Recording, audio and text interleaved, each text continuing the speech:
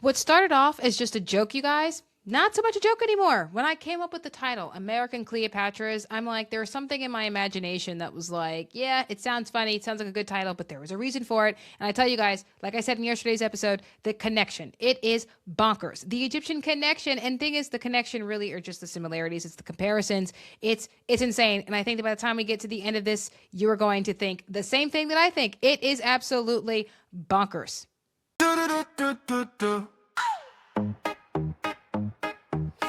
We laugh at the bill, but the numbers don't lie. Do the joke, do the math, moral financer. Financer, financer, financer, moral financer. Okay, you guys, welcome back to the podcast of Archie's Briefings. I'm your host, Arshel Branch. Definitely take the time to subscribe to the channel of Pocket Politics and to the channel of Moral Finance. You guys can follow me on TikTok as well under the name of Moral Finance as well. Definitely get into the comments by the end of this because I really want to know what you guys think about this. I don't see how you can differ from my opinion, but maybe you do. And if you do, I'd like to know how and why. Like this video, share this video, the whole 9 yards. Okay, you guys, welcome to the conclusion of the American Cleopatra series. We started off with wanting to see just how much money women were spending on their maintenance. And I know you're probably thinking, Rochelle, how did we get from women's cost of their maintenance to they acted like Cleopatra? Like, how did we get to the Egyptian connection? Like, how did we get here? And from where we started, from showing you all those videos from YouTube, all these women talking about how much they spend in a month on their high maintenance costs, to seeing what the men have to say about how much women are spending, to whether or not they even want that, particularly with black men, if that's something that they're even looking for, right? To then looking at the historical context, particularly as it relates to the American woman. I just, let me be clear, went looking to prove the opposite of what I found. I went looking to prove that this was something that American women have always done. I wanted to prove that American women have always prioritized their beauty over everything else. And what I learned, and what I showed you in yesterday's episode through the slide deck I showed you guys, was that that's actually not the case. Women were actually able to maintain their character, their morality, and be beautiful all at the same time. They did not have to sacrifice their morality as well as their financial position in order to be beautiful. So I was proven wrong in that regard, which I'm not even mad at, which means there's something about what we're doing today, like I said in yesterday's episode, that brings us to where we are, where women are willing to sacrifice their financial position just to be beautiful and then use that beauty to gain, leverage, power, which is one of the, I would say, negative similarities between us and the Egyptian royalty, specifically as it relates to Cleopatra. Now, before I go any further on my long diatribe, because you guys know I can do it, I'm just going to pull up these slides so you can see what I'm saying, because I don't think that by the time you get to the end of this, words are shell. I know I'm speaking really fast. I'm very passionate about this whole subject matter and a little sad that it's ending. So words, I'm going to slow down. By the time I show you guys these slides, I don't think that you are going to think differently than I do. And again, like I said, if you do differ from my view on this, definitely get in the comments and let me know why and how, because I don't understand how one could. So without further ado, let's go ahead and let's pull up these slides for you about what these similarities are between the modern woman in America and Cleopatra. Let's go ahead and let's do that now, shall we? All right, you guys, so here we have the first slide, and like I said in yesterday's episode, you guys, I'm gonna make all the slides available to you. I haven't decided if it's going to be on Substack or the YouTube community post. Like, I will figure that out. If you guys are even interested, just let me know in the comment sections if you do want access to both the slide decks of today and yesterday's episode. Now, anyhow, let's go ahead and let's just start reading, shall we? We are the American Cleopatras. History rhymes, right? It rhymes, it doesn't repeat. We aren't just wearing makeup. We are channeling an ancient strategy of survival. The ancient strategy for Cleopatra, makeup was spiritual armor. Now, when you look at the modern echo, today we call it the lipstick effect. So for them, back in the days of ancient Egypt, makeup was used for spirituality purposes. Today, it's very secular. Shows you a very huge difference between where we are today versus back then. High maintenance routines are used to signal competence and navigate a competitive world, which is still very much the case. And we will get further and further into that as we go through the slide deck. Next slide. The tools of influence have changed, but the intent remains. With ancient Egypt, divine legitimacy. Like I said in the last slide, you guys, the way they viewed it back then, makeup was a way to honor the gods, to view yourself as a goddess in a way, and it's just not the case. It was very spiritual back in those days. Today, not so much, very secular. Cleopatra curated the image of the goddess Isis to secure alliances. She used heavy liner for spiritual protection against spirits and the sun. Think like the evil eye, right? The stink eye. We call it the stink eye. For them back then, it was the evil eye, and she used eyeliner and makeup to ward against the evil eye. Today, we call it the stink eye. Okay. For modern America, it's for professional competence. Look at the difference, right? For them, divine legitimacy. For us, it's competence. We curate social media profiles and headshots to secure networks, right? We use concealer to mask fatigue and project invulnerability. Common denominator in both eras, appearance is a prerequisite for being heard. Without it, no one pays attention to you. No one likes you. No one wants to deal with you. Pretty much, if you do not look like a presentable individual, a person who has any real effort in their appearance in society, don't nobody care about looking at you, talking to you, and that's really the idea there, right? Right, wrong, that's just how it is. That's one thing we do have in common today versus how it was back then. Very much, that's one thing we do have in common. Next slide. Now, this slide, you guys, I really want you guys to pay attention to the most because it really stands out to the differences between both ancient Egypt today versus how it was in the early 1900s. Like, there really is something to how women were able to be beautiful and maintain their families, their character, their relationship with the Lord, and not compromise their morality or their financial position the way we do today, and how even the ancient Egyptian royalty was able to use makeup. Okay. So before the algorithm, beauty was a tool for community uplift.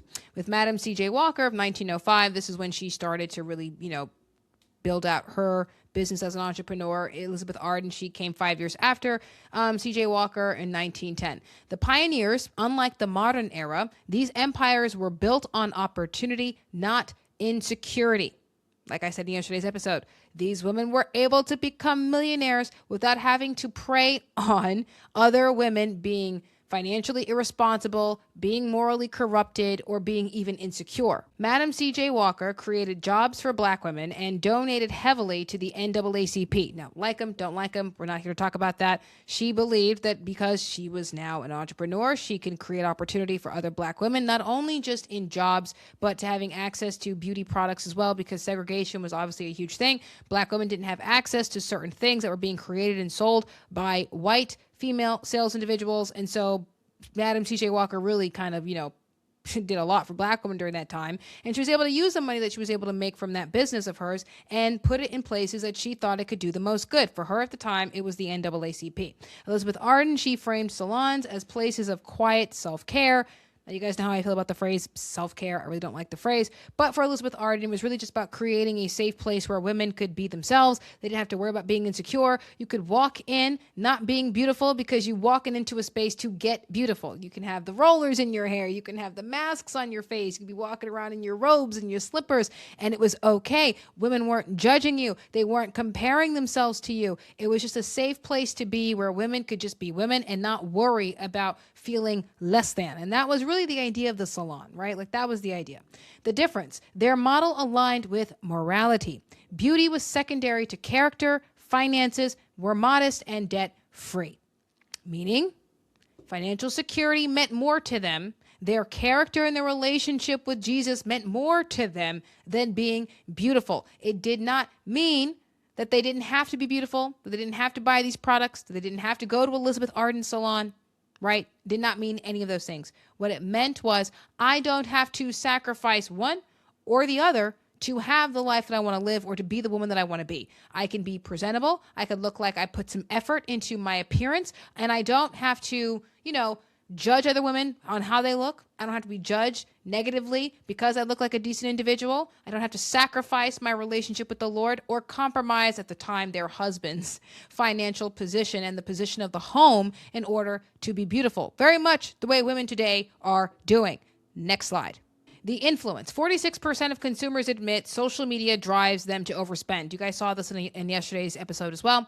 The reality TV effect. Trends normalize extreme expenditure for average earners, meaning, it's not just social media that we saw this problem with. We're talking like the days of, America's Next Top Model, Keeping Up with the Kardashians. Today, it's baddies. Like, it's freaking retarded. You got women out here who watch those shows who think that they got to get lip fillers, BBLs, crazy looking baby hairs, fake eyelashes in order to be considered beautiful, and that's just nonsense. The trap. Unlike Cleopatra's political alliances, the modern return of investment is often just digital engagement. Now, that's what's interesting. That's what's kind of insane. It's kind of crazy. It's one of the things that we actually are different from her in, and I don't know, good thing, bad thing, I'll let you guys decide. Okay, Cleopatra used her beauty to gain an alliance with Caesar, okay, the Emperor of Rome. To instead of having Rome just go up in there and steal everything, which is really their modus operandi, okay, she married him. She used her beauty, using her makeup, to obtain that alliance. She leveraged her sexuality, her sensuality that she enhanced and looked like the goddess of Isis in order to convince Caesar to marry her, in which gained a strong alliance. Rome gained a strong military, which she had the strongest military at the time. Today, women leverage their beauty for clicks and likes and Tinder dates. The difference is just hilarious. Like, she used her beauty to gain control of an empire, and we use our beauty for follows on Instagram. Like, we are not the same today. Like, just backwards. Next slide. Even Cleopatra couldn't paint over defeat. Okay?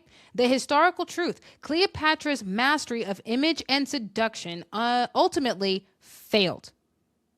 It didn't work. It failed. Faced with the armies of Rome, her charm could not prevent the loss of her kingdom. Again, like I said earlier, she used her beauty to create an alliance with Caesar. He was then murdered, right?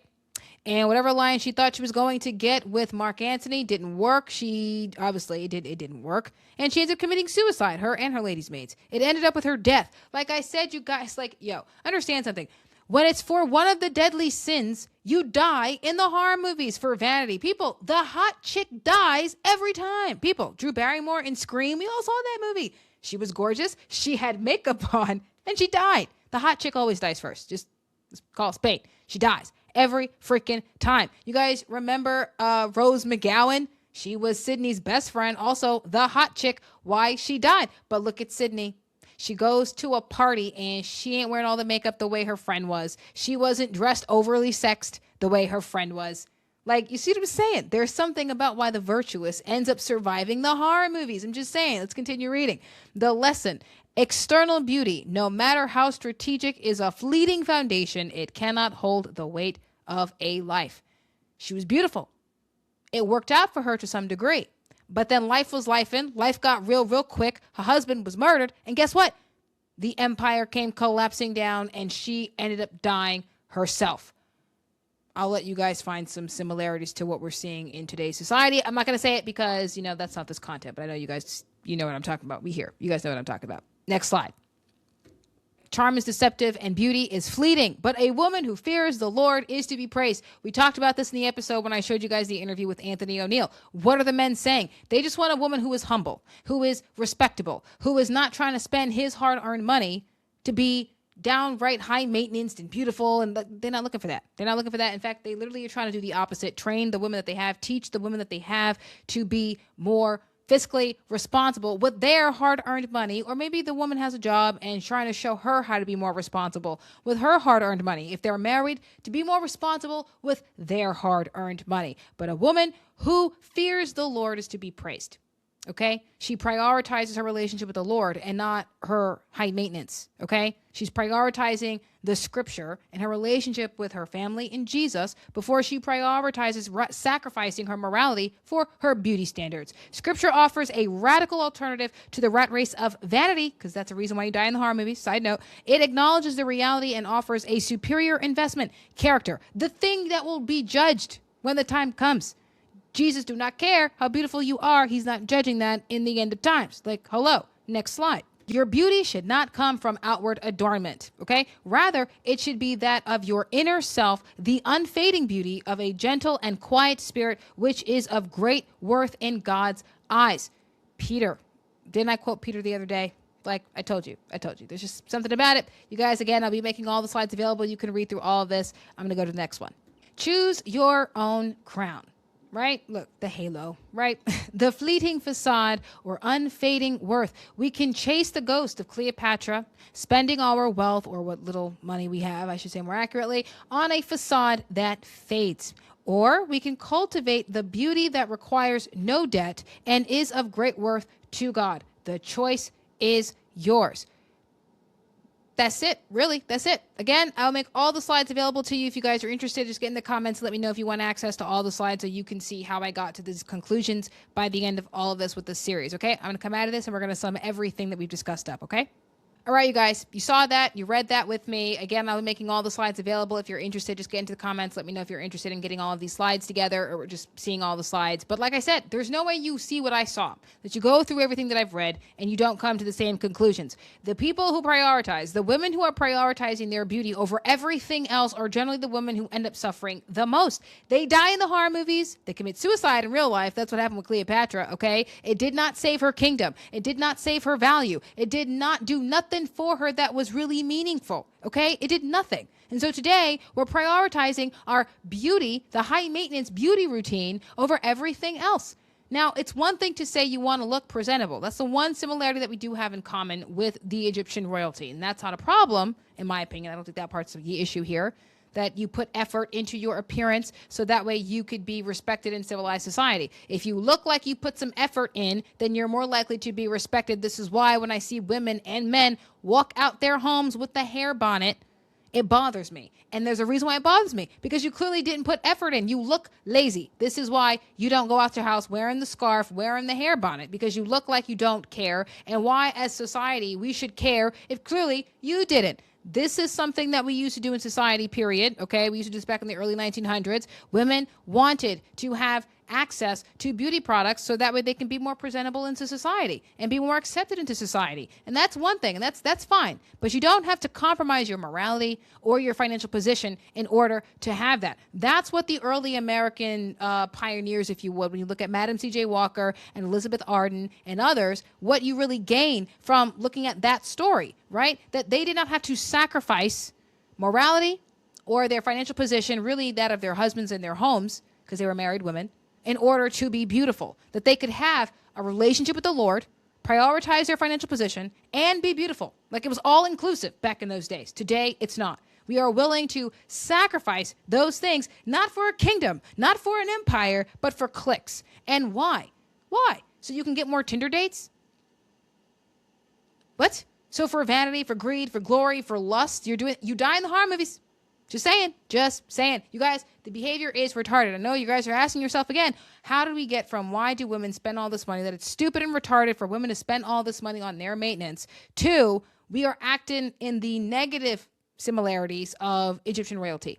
We got here because it's clear to me that we are not so very different. History is rhyming in this regard, and not in the better way. We are more so emulating the Egyptian royalty that died because they committed suicide and the charm and the beauty faded and did not save her kingdom, rather than emulating the American tradition, the American woman tradition, which is prioritize your family, your faith, and be beautiful all at the same time. Like, yo, that's American. And I'm just saying, to do anything other than that, it is not in your best interest. Like, I don't understand how anybody can come to a different conclusion than what I just found. The research was interesting, and I'm a little sad that the series is ending, you guys, because I feel like now you know why women do this. Women, now you know why you do this. You do this because you want leverage, you want power, and the leverage and the power that you obtain is fleeting, because now you're already seeing it happen, right? Content creators don't get paid out nearly as much. Your views are going down because the landscape and the algorithm keeps changing. And the only way for you to kind of get that virality is if you sell something immoral like sex. Sex sells. That's pretty much what we're looking at. And that's the immoral thing. Sacrificing your behavior, sacrificing your character, all for leverage, power, which in a capitalist republic, it's money. That's where we are today. You're willing to sacrifice the thing that actually matters for money that you may not even get. Yo, it's backwards. It's just plain retarded. I think anybody who looks at this information pretty much comes to that conclusion. How anybody gets to the other, I don't know. I don't know how anybody can get to anything other than that. So you guys in the comment sections, let me know what you think about this, okay? Let me know. I think women, now we know. I did a whole deep dive. We know what men think about this. You know what history says about this. You know what the scripture says about this. And you know what I say about this. There is too much here that suggests that maybe you shouldn't prioritize high maintenance costs over your soul, over your wallet. Because frankly, you can be a God-fearing woman, a beautiful woman, and have some money in your bank. You can have all of those things as long as you're willing to prioritize them correctly and realize you just need to look presentable. You don't need to look like Melania Trump. It's not that serious. And if you're out here thinking that it is, well, remember, Cleopatra killed herself and Drew Barrymore was the first to die and scream. So there's some advice for you. Okay. Thanks again for watching. Again, subscribe to both channels of Pocket Politics and to the channel of Moral Finance. You guys can follow me on TikTok as well under the name of Moral Finance. You can also like this video, share this video, hit the notification bell so that way you guys are always notified when new episodes are coming out on both channels. And, guys, have a good night. I love you. God bless. And of course, because it's me, Kepla.